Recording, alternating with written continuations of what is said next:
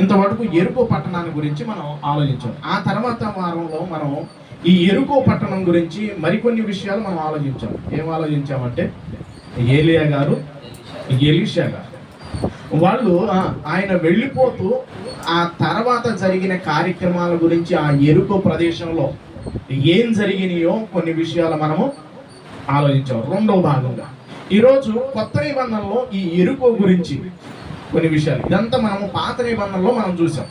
ఈ కొత్త నిబంధనలో ఏం జరిగిందో ఈ ఎరుకో పట్టణంలో ఒక 3 సందర్భాలు మీ ముందు పెడతాను. నాకున్న సమయంలో ఒక 3 సందర్భాలు మీ ముందు పెడతాను. గమనించండి. అంటే ఆ ఊరిలో ఏం జరిగిందో కనుక మనకి తెలిస్తే క్లుప్తంగా మనం చెప్పేయచ్చు, ఫలానా పట్టణంలో ఏం జరిగింది అంటే వెంటనే మనం టకటక చెప్పడానికి అవకాశాలు ఉంటాయి. గమనించండి, ఈ ఎరుకో పట్టణము ఎక్కడ ఉంది అన్న కనుక మనం ఆలోచించగలిగితే ఎక్కడుంది ఇది? ఎక్కడుంది ఇది? అరణ్యంలో, మృత సముద్రానికి దగ్గరగా ఉంది. ఎన్ని కిలోమీటర్లు అంటే దానికి యెరూషలేముకి దీనికి 27 కిలోమీటర్లు.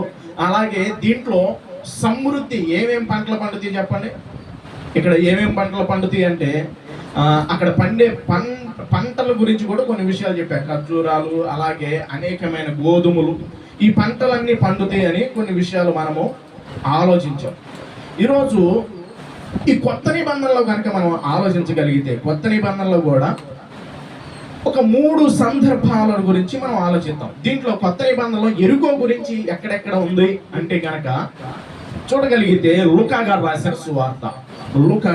సువార్త ఆ ఊర్లో ఎరుకోలో ఏం జరిగిందో పాత నిబంధన మనము గతంలో మనం చూసాము. ఇప్పుడు కొత్త నిబంధనలో కనుక మనం చూడగలిగితే చూద్దాం, కొన్ని విషయాలు కనుక చూద్దాం. త్వరగా చూడటానికి మనము ప్రయత్నిద్దాం. లూకా గారు రాసిన సువార్త 10వ అధ్యాయము. లూకా గారు రాసిన సువార్త 10వ అధ్యాయంలో కొన్ని విషయాలు ఆలోచిద్దాం పిల్లలు. 10వ అధ్యాయము 30వ వచనం.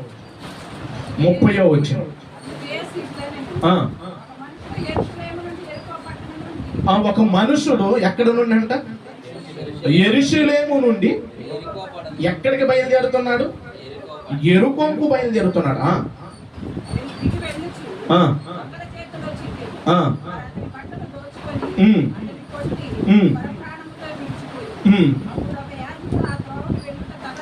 ఇదంతా మనకి తెలిసిన సందర్భం, తెలియని సందర్భమా అంటే ఇదంతా మనకి తెలుసు.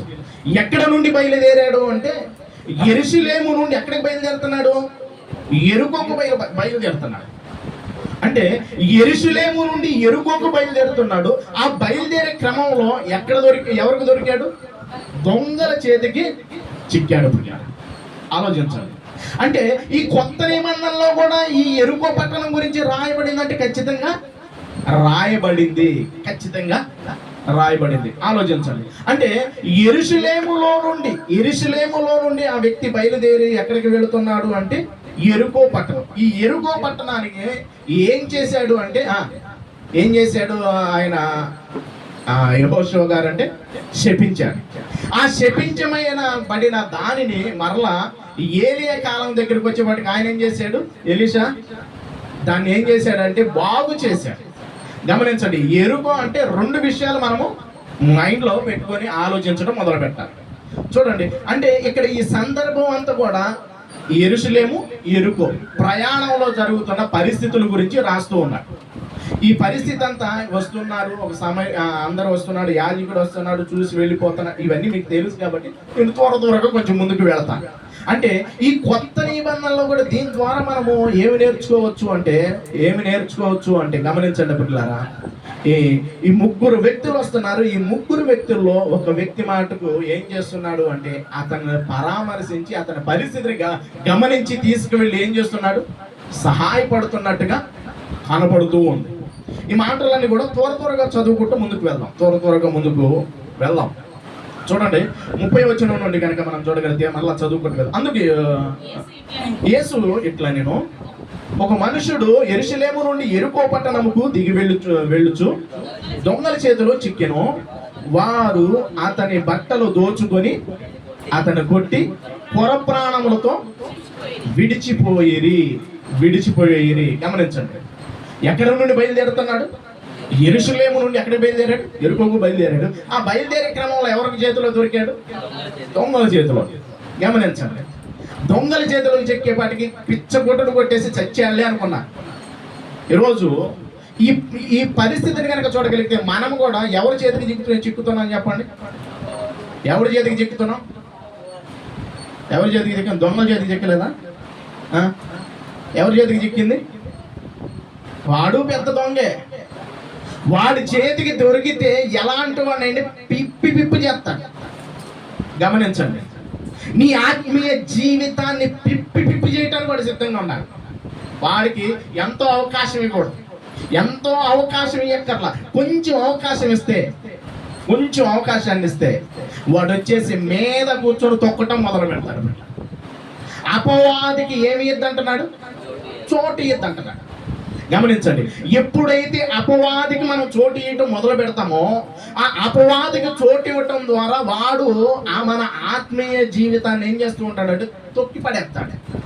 చూడండి, ఒక ఉదాహరణ మీకు చెబుతాను, ఒక ఉదాహరణ చెబుతాను. గమనించండి ఇట్లా. ఆ ఉదాహరణ ఏంటి అంటే, ఒక ఒంటెను ఒక వ్యక్తి ఎడారిలో ఉన్నారంట. ఎక్కడ ఉన్నారు చెప్పాలి, సమాధానం చెప్పాలి. ఎడారిలో ఉన్నారు. బాగా ఎడారి అంటే బాగా చలిగా ఉంది. అప్పుడు ఆ ఒంటె అడుగుతుందంట, ఉదాహరణ ఒంటె అడుగుతుందంట, బాగా చలిగా ఉంది యజమానుడా, నాకు కొంచెం తల దాచుకోవటానికి టెంట్లో కొంచెం అవకాశమే అన్నది. అవకాశమే అని అడిగేపాటికి సరే అని చెప్పేసి తలకాయ వటుకు చోటిచ్చాడు. తలకాయకు చోటిచ్చేపాటికి ఆ తర్వాత అదేం చేసిందంటే కొంచెం కొంచెం కొంచెం కొంచెం లోనకి జరిగి ఆ యజమాని బయటికి పడి నెట్టేసింది. ఏం చేసింది అది? ఎంత అడిగింది చోటు? తల దాచుకోవటానికి కొంచెం, తల మాత్రం లోన దాచుకోవటానికి అవకాశమే అని అడిగింది. అవకాశమే అనగానే ఆ తర్వాత ఆ యజమానుడే టెంటులో నుండి ఏం చేసింది? బయటికి నెట్టేసింది. ఈరోజు దుష్టుడికి ఎంతో కాదు మనం ఇవ్వాల్సింది, చిన్న అవకాశం ఇస్తే చాలు వాడు మన ఆత్మీయ జీవితాన్ని అప్పరంగా ఆరగించడానికి సిద్ధంగా ఉంటాడు. చూడండి పిల్లలు, ఇప్పుడు ఇతను బయలుదేరి వెళుతుంటే దొంగల చేతికి చిక్కేపాటికి కొర్ర ప్రాణంతో ఈరోజు నీ ఆత్మీయ జీవితం ఎలాగుంది? నీ ఆత్మీయ జీవితం ఏ విధంగా ఉంది? ఎలాంటి పరిస్థితుల్లో ఉన్నావు?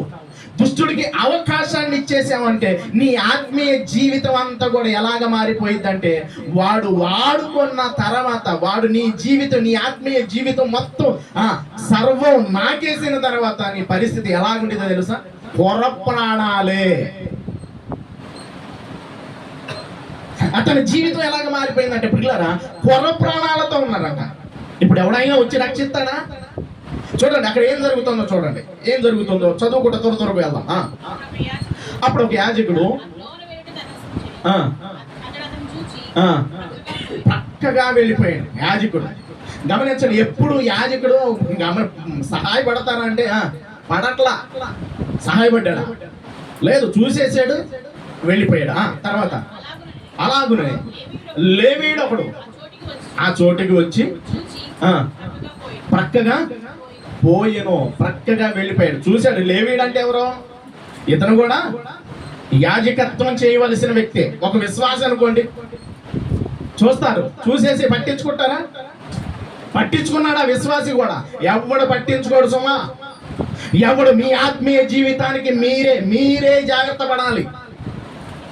మీ ఆత్మీయ జీవితాన్ని మీరే కాపాడుకోవటం మొదలు పెట్టాలి. మీ ఆత్మీయ జీవితాన్ని మీరే నడిపించుకోవటం మొదలు పెట్టాలి. యాజకుడు వెళ్ళిపోయాడు, లేవీడు కూడా వెళ్ళిపోయాడు. ఒక విశ్వాసి కూడా ఏం చేస్తూ ఉంటాడంటే మన ఆత్మీయ జీవితంలో ముందుకు అడుగులు వేసేటప్పుడు కొన్నిసార్లు కొన్ని పరిస్థితుల్లో చూసి కూడా ఏమైపోతూ ఉంటారు? వెళ్ళిపోతారు. గమనించండి, ఎవరు అంటే ఒక విశ్వాసి కూడా నీ జీవితం పతనం అయిపోతూ ఉన్నప్పుడు, నీ పరిస్థితి పాడైపోతూ ఉన్నప్పుడు చూసేసి ఏం చేస్తుంటాడు? వెళ్ళిపోతాడు.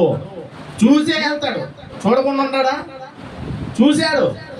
గమనించండి, మన జీవితం బాగుందంటే అందరూ బాగానే ఉంటారు. మన జీవితం పాడైపోతుంటే చూసి ఇంకో కౌంటర్ వేసి వెళ్ళిపోయే వాళ్ళు ఉంటారు, కానీ సహాయపడి లేవనెత్తేవాడు ఉంటారు. వీళ్ళు ఎవరో యాజకుడు కావచ్చు, లేవి కావచ్చు, ఎవరో. గమనించండి, దేవుని పనిలో ఉన్నవారే, దేవుని పనిలో ఉన్నవారే. ఇంకా చూద్దాం త్వరగా వెళ్దాం. అయితే ఒక సమరయుడు ప్రయాణమైపోవచ్చు, అతని మీద జాలిపడి దగ్గరకు పోయి అతని గాయములను కట్టి. చూడండి, ఇదంతా కూడా మనకి సందర్భం మనకి తెలిసిందే. ఈ వీళ్ళల్లో ఎవరు గొప్పవారు అంటే గమనించండి పిల్లరా, సమరయుడు అని చెప్పేసి సమాధానం వస్తుంది. చూడండి 37 వచనాలు పట్టుకుంటుంది. ఇదంతా జాలి పడుతుంది. సమరయుడికి అసలుకి వీళ్ళకి యూదులకు పొత్తుందా? సమరయుడు అంటే బయట ఉన్న వ్యక్తి. ఈ సమరయుడు ఎవరో కాదు, ప్రభు అయిన యేసుక్రీస్తు ప్రభువారు. ప్రభు అయిన యేసుక్రీస్తు ప్రభువారు నీ మీద జాలి పడుతూ ఉంటాడు. ప్రభు అయిన యేసుక్రీస్తు ప్రభువారి మీద నువ్వు ఆధారపడగలిగితే ఆయన మాత్రమే నిన్ను రక్షించగలరు. అంటే ఈ యెరూషలేము నుండి యెరికోకు వెళుతున్న సందర్భంలో ఏం జరిగింది అంటే ఈ పరిస్థితి అంతా కూడా జరిగింది. ఈ పరిస్థితి అంతా మనకి కనబడుతుంది. అంటే ఆ ప్రదేశంలో ఏం కనబడుతుందంటే ఈ పరిస్థితి అంతా కనబడుతూ ఉంది. గమనించండి పిల్లలు. ఇంకా కనుక మనం చూడగలిగితే కొత్త నిబంధనలో ఇంకా కనుక కొన్ని సందర్భాలు కనుక మనం చూడగలిగితే ఒకే సందర్భాన్ని పురస్కరించుకొని ఒక 3 వ్యక్తులు రాశారు. ఒకే సందర్భాన్ని పురస్కరించుకొని ఇంకొక 3-4 విషయాలు ఉన్నాయి. ఇంతవరకు చెప్పడానికి ప్రయత్నిస్తాను. మీకు తెలిసిందే, జక్కయ్య గారి గురించి మనకి తెలిసిందే. లూకా సువార్త 19వ అధ్యాయము 1వ వచనం నుండి 10వ వచనం మటుకు మనకు రాయబడుతుంది. 1వ వచనం నుండి ఎంత వరకు రాయబడుతుంది? 10వ వచనం మటుకు. ఆ జక్కయ్య గురించి మనకి చిన్నప్పటి నుండి విన్నావా లేదా? ఆ జక్కయ్య గురించి చాలా సార్లు విన్నాం. గమనించండి, ఎక్కడున్నాడు? యెరికోకి వెళ్ళిన తర్వాత ఎవరు కనపడ్డారు? జక్కయ్య కనపడ్డాడు. ఆ జక్కయ్య ఆశతో యేసు ఎవరో చూడాలని చెప్పేసి తనకున్నదంతా కూడా ఇచ్చేసినట్టుగా మనకి ఈ లూకా సువార్త 19వ అధ్యాయము 1వ వచనములో నుండి 10వ వచనం వరకు కనపడుతుంది. అతను ఏం చేస్తున్నాడంటే ఒకవేళ నేనేమైనా అన్యాయంగా ఎవరి దగ్గర తీసుకుని ఉంటే నేను అందరికీ ఇచ్చేస్తానన్నాడు. అంటే అతనిలో ఒక పశ్చాత్తాపం కలిగింది. ఆ పశ్చాత్తాపం కలగటం ద్వారా ఏం జరిగింది అంటే గమనించండి పిల్లలారా, అతని ఇంటికి ఏమొచ్చింది? రక్షణ వచ్చేసింది. ఇదంతా మనకు లూకా గారు రాసిన సువార్త 19వ అధ్యాయం 1వ వచనంలో నుండి 10వ వచనం వరకు మనకి కనపడుతుంది. అంటే నశించిన దానిని వెతికి రక్షించుటకు మనుష్య కుమారుడు వచ్చును అని చెప్పేసి అక్కడ రాయబడుతుంది. ఇదంతా ఎక్కడ జరుగుతుంది? ఈ సందర్భం అంతా యెరికోలో. కొత్త నిబంధనలో 2 విషయాలు ఇప్పటికి వరకు మనం ఆలోచించాం. ఒకటి, యెరూషలేము నుండి యెరికోకు వెళ్ళే సందర్భంలో పరిస్థితి గురించి మనం ఆలోచించాం. రెండోది, ఎవరి గురించి ఆలోచించాం? జక్కయ్య గారి గురించి ఆలోచించాం. ఇదంతా కూడా ఎక్కడ జరుగుతుంది? యెరికో పట్టణంలోనే జరుగుతుంది. ఇంకా ఒకే సందర్భాన్ని పురస్కరించుకొని ఈ యెరికోలో రాసిన కొన్ని విషయాలు మీతో త్వరగా నేను పంచుకోవడానికి ప్రయత్నిస్తాను. చూద్దాం. కొన్ని విషయాలు కనుక మనం చూడగలిగితే ఒకే సందర్భాన్ని పురస్కరించుకొని మొట్టమొదటిగా చూడగలిగితే మార్కు గారు రాసిన సువార్త 10వ అధ్యాయము 46వ వచనం నుండి చూద్దాం పిల్లలు. మార్కు గారు రాసిన సువార్త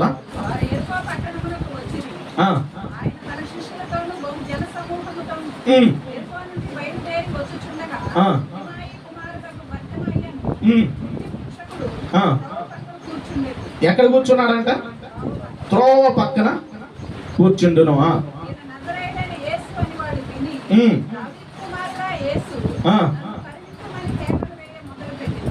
దావీదు కుమారుడా యేసు నన్ను కరుణించమని కేకలు వేయటం మొదలు పెట్టాడు. ఇదంతా ఎక్కడ జరుగుతున్న సందర్భం? వారు యెరికో పట్టణంలోనికి వచ్చినప్పుడు. అంటే యెరికో పట్టణంలో మరొక సందర్భం మన కళ్ళ ముందుకు వస్తుంది. ఏంటి ఆ సందర్భం అంటే ఎవరు అతను అంటే గమనించండి పిల్లలారా, ఒక గుడ్డి భిక్షకుడు. ఇదే సందర్భాన్ని లూకా గారు రాసిన సువార్తలో చూద్దాం. ఇదే సందర్భాన్ని లూకా గారు రాసిన సువార్తలో కూడా ఇదే సందర్భాన్ని పురస్కరించుకొని రాస్తూ ఉన్నాడు. చూడండి ఒకసారి లూకా గారు రాసిన సువార్తలో కూడా 18వ అధ్యాయము 35వ వచనం. 18వ అధ్యాయము త్రోవ పక్కన కూర్చోండి. జన సమూహము దాటిపోచున్నట్టు ఇది ఏమని అడగగా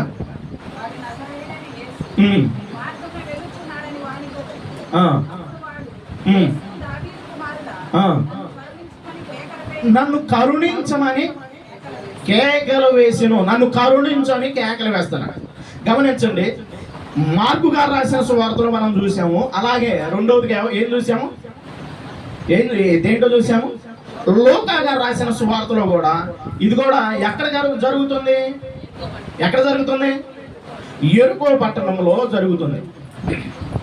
గమనించండి, ఈ యెరికో పట్టణం సమీపించినప్పుడు ఒక గుడ్డివాడు ఏం చేస్తున్నాడు, భిక్షమాడు కూర్చున్న వ్యక్తి ఏం చేస్తున్నాడు, కేకలు వేస్తున్నాడు. ఈ దారిని ఎవరు పోతున్నారని, యేసుక్రీస్తు పోతున్నారని విని ఏం చేస్తున్నాడు, కేకలు వేయటం మొదలు పెట్టాడు. పిల్లలు గమనించండి, ఈ అవకాశము పోతే వచ్చిందా, తిరిగి రాదు. ఒక్కసారి అవకాశం మన చెయ్యి దాటిపోయిన తర్వాత మరలా రావాలి అంటే చాలా కష్టం. పిల్లలు అవునంటారు కదంటారు. కొన్ని ఇంటర్వ్యూలు పెడతారు. ఆ ఇంటర్వ్యూకి వెళతే మనకి ఏముండిద్ది, కొంతమందికి ఉద్యోగాలతో, కొంతమందికి రావు. ఆ కరెక్ట్ టయానికి మనము వెళ్ళాలి. వెళతే ఉండిద్ది అంటే మనకు ఖచ్చితంగా వెళతేనే మనకి ఏమొచ్చింది, జాబ్ వచ్చింది. కొన్ని అవకాశాలు పర్లేదులే, ఈ రోజు కాదు నేను రేపు వెళ్తానంటే అవకాశం ఉండిద్దా, ఉండదు. చూడండి, ఈ గుడ్డివాడికి కూడా ఏం జరుగుతుందంటే పరిస్థితిని కనుక ఆలోచించగలిగితే, ఈ పరిస్థితిని కనుక మనం ఆలోచించగలిగితే కేకలు వేయటం మొదలు పెట్టాడు. అంటే ఇది కూడా మనకి ఎక్కడ కనపడుతుందంటే యెరికో పట్టణంలోనే కనపడుతుంది. మార్కు సువార్త చూసాము, లూకా గారు రాసిన సువార్త చూసాము. ఇంకొక సువార్తలో కూడా ఇదే సందర్భాన్ని పురస్కరించుకొని రాస్తున్నాడు. దీంట్లో కొంచెం వ్యత్యాసంగా ఉండేది, ఆలోచించడం మొదలు పెట్టండి. చూద్దాం, మత్తయి గారు రాసిన సువార్త 20వ అధ్యాయము. మత్తయి గారు రాసిన సువార్త 20వ అధ్యాయం 29 నుండి చూడండి. ఇక్కడ ఒక ప్రశ్న వచ్చింది.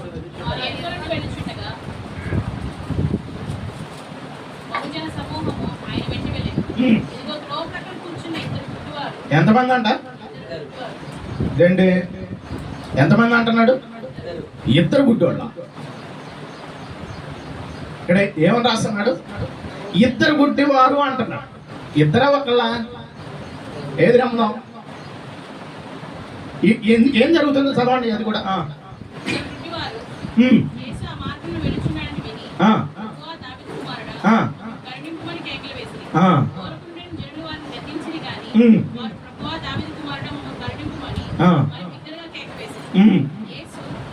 ఇదంతా కూడా ఇదే సందర్భం కోవకు చెందింది. గమనించండి, మత్తయి గారు ఏం రాస్తున్నాడు అంటే ఇద్దరు వ్యక్తులను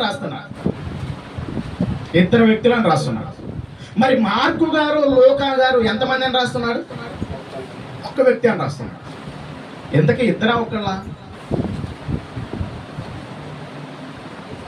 సందర్భం ఒకటా కాదా, మళ్ళా అది కూడా ఆలోచించండి. సందర్భం ఒకటేనా, చూసారా బైబిల్లో ఇది కూడా ఏమని రాయబడుతుంది, ఆయన యెరికో నుండి వెళ్ళుచుండగా ఏమని అక్కడ ఏం కనబడుతుంది, బహుజన సమూహంలో ఆయన వెంట వెళ్ళును. ఇదిగో త్రోవ పక్క కూర్చున్న ఇద్దరు గుడ్డివారు యేసు ఆ మార్గమున వెళ్ళుచున్నాడని విని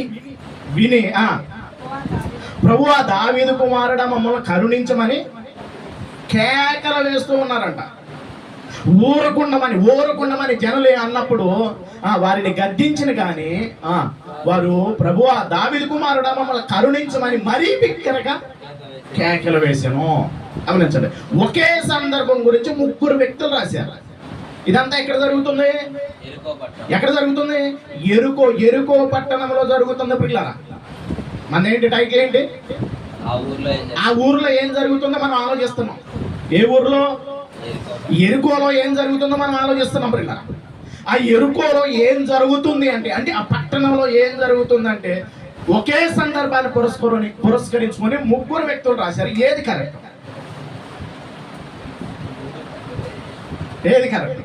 కరెక్ట్ అయితే ఎలా కరెక్ట్,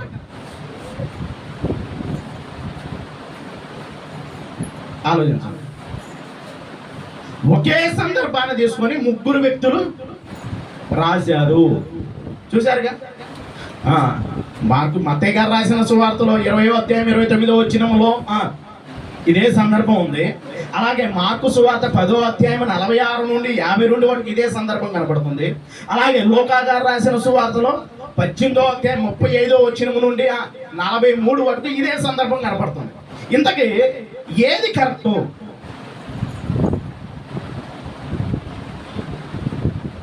ఏది కరెక్ట్ అంటే అదంతా ప్రభు చిత్తం అయితే మీరు దాని గురించి ఆలోచించేసి నాకు వచ్చే వారం చెప్పండి. అంటే ఇక్కడ ఏం కనపడుతుందంటే యెరూషలేములో నుండి దిగి వస్తున్నప్పుడు ఎరుకోకు వస్తున్న ఒక సందర్భాన్ని మనం చూసాము. ఆ సందర్భం అక్కడ ఏం జరిగిందో మనం చూసాము. తర్వాత జక్కయ్య గారి గురించి కొత్త నిబంధనలో ఎరుకోలో ఏం జరిగిందో మనం చూసాము. అలాగే ఈ ఎరుకోలో గుడ్డి భిక్షకుడు గురించి మనం చూసాం. అంటే కొత్త నిబంధనలో ఈ 3 సందర్భాలు మనకి ఆ పట్టణంలో ఏం జరిగిందో మనకి తెలియజేస్తుంది. గమనించండి పిల్లలు. కొత్త నిబంధనలు అంటే ఆ ఊరిలో జరిగిన పరిస్థితులు ఒక పాఠం మనకు నేర్పుతుంది. ఏమేం పాఠం నేర్పుతుందంటే ఆ గుడ్డివాడు సమయం పోయిందంటే మరలా నేను చూపు పొందలేను అనుకున్నాడు, కేకలు వేయటం మొదలుపెట్టాడు. అలాగే జక్కయ్య గారు యేసు ఎవరో చూడగోరి ఆయన చూసిన తర్వాత తనకున్నదంతా కూడా ఏం చేస్తున్నాడు? ఇచ్చేస్తున్నాడు. పశ్చాత్తాపడుతున్నాడు. ఒకవేళ నేను తప్పు చేసి ఉంటే, ఒకవేళ నా జీవితంలో నేనేమైనా అన్యాయంగా ఎవరి దగ్గర నేను తీసుకుంటే 1కి 4 వంతులు చెల్లింతుడు అంటే పశ్చాత్తాపడ్డాడు. పశ్చాత్తాపడటం ద్వారా ఆ ఇంటికి ఏమొచ్చింది? రక్షణ వచ్చిందని మనం చూసాం. అలాగే యెరూషలేము నుండి ఎరుకో పట్టణానికి బయలుదేరేటప్పుడు దొంగల చేతికి చిక్కాడు. ఆ దొంగల చేతికి చిక్కటం ద్వారా తన ఆత్మీయ జీవితం ఏమైపోయిందో మనం చూసాం. గమనించండి. ఒక్క యేసుక్రీస్తు ప్రభువారే జాలిపడి ఆ సమరయుడిగా ఉండి వారిని ఏం చేసినట్టుగా ఉండిద్ది?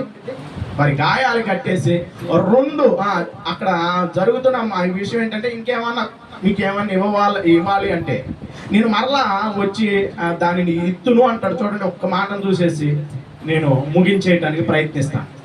లూకా గారు రాసిన సువార్త 10వ అధ్యాయంలో అక్కడ చివరికి వచ్చేప్పటికి ఒక మాట మాట్లాడుతూ ఉంటాడు. 35వ వచనం. మరునాడు అతడు 2 దీనారములు తీసుకొని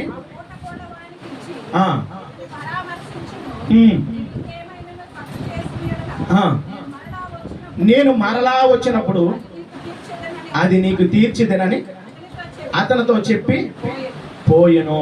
గమనించండి. అంటే ఇంకా ఏమన్నా కొదువ? ఇప్పుడు మనిషి అయితే సహజంగా క్షమిస్తాడో లేదో కానీ దేవుడు మటుకు క్షమించగలిగిన వాడు. వాళ్ళకి ఒకటి ఇస్తున్నాడు, 2 దేనారాలు.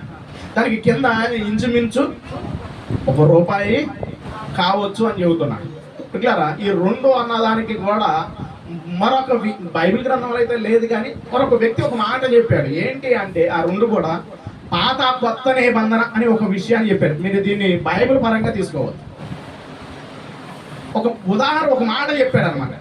ఇచ్చేసి వెళ్ళిపోయాడు. ఈ ఇచ్చిన దాంతో మనం జాగ్రత్తగా బ్రతకటం నేర్చుకోవాలి. అంటే టోటల్గా మనకి ఆ ఊరిలో ఏం జరిగిందో మనకు తెలిసింది. ఆ ఊరు ద్వారా మనం ఏమి నేర్చుకోవాలి చెప్పండి? ఈ 3 సందర్భాల్లో మనం ఏమి నేర్చుకోవాలి చెప్పండి? ఈరోజు మనం ఆలోచించాలి.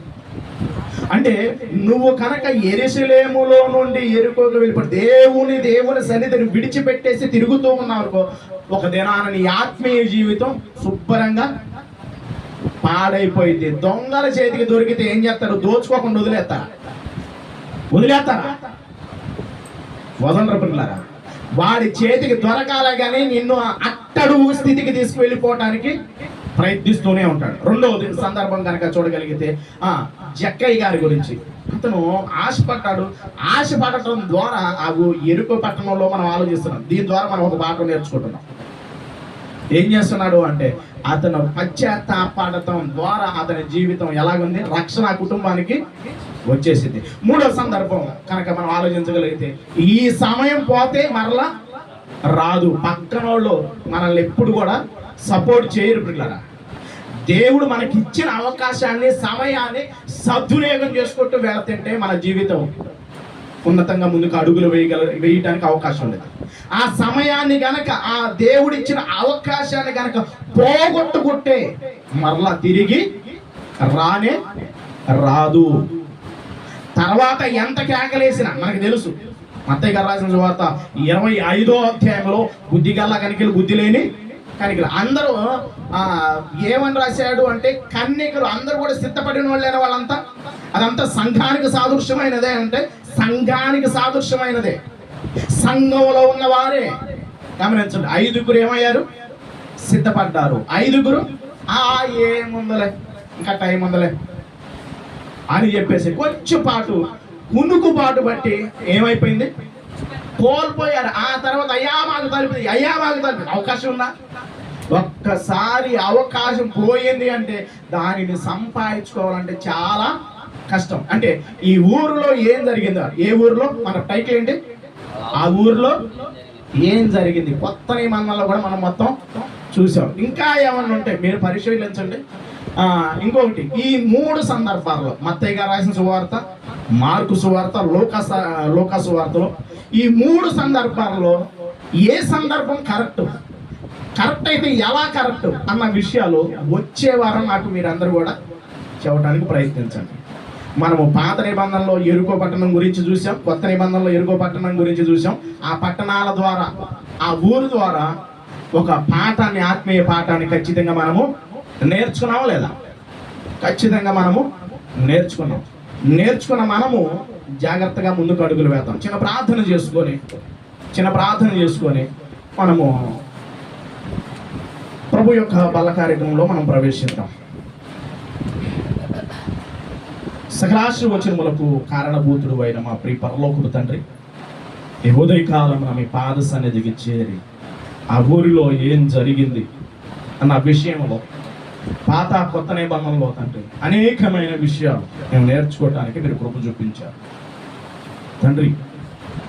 ఈ నేర్చుకున్న మాటలు తండ్రి, విన్న ఈ మాటలు ఎక్కడ కూడా నిర్లక్ష్యంగా ఉండక వాటిని మా జీవితాల్లో అనుభవించుకుంటూ ముందుకు అడుగులు వేయగలిగిన కృపను మీరు దయచేయండి. ఇదేనాడు ఎంతమంది అయితే మంచి నిర్ణయాన్ని తీసుకుంటూ ఉన్నారు, ఆ నిర్ణయాన్ని మీరు స్థిరపరిచి బలపరిచి ముందుకు నడిపించండి. ఈ ఊరు ద్వారా, ఆ ఊరిలో జరిగిన పరిస్థితుల ద్వారా మాకు అనేకమైన ఆత్మీయ విషయాలు మీరు నేర్పించారు. అందరి బట్టి మీకు స్తోత్రములు తండ్రి. ఈ విషయాలన్నీ మా జీవితాల్లో అనుభవించుకుంటూ ముందుకు అడుగులు వేయగలిగిన కృపను మీరు దయచేయమని యేసుక్రీస్తు నామమున స్తుతించి ప్రార్థించి వేడుకుంటున్నాం పరమ తండ్రి, ఆమేన్. మన మధ్యలో ఉన్న శేషు గారు వచ్చి మనల్ని ప్రభు యొక్క బల కార్యక్రమంలో నడిపిస్తారు.